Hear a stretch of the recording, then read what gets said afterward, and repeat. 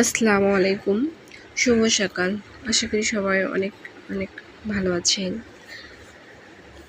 এগুলো হচ্ছে ভুনা খিচুড়ি।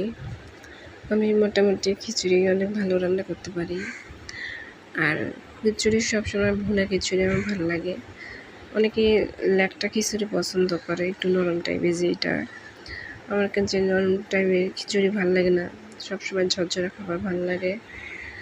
তো আমার এই খিচুড়ি অনেকেই প্রশংসা করে, আমার এই খিচুড়ি অনেকেই মিস করে আর কি।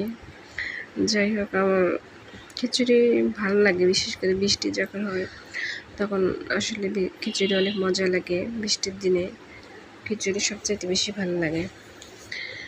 এখানে হচ্ছে তেমন কিছু ছিল না, শুধু ডিম ভাজি আর খিচুড়ি ছিল, সঙ্গে একটা মরিচ, পেঁয়াজ আর লেবু নিয়েছি। তবে খিচুড়ির সাথে আমার পেঁয়াজ খেতে অনেক মজা লাগে আর কি, অনেক ভালো লাগে কাজ করে।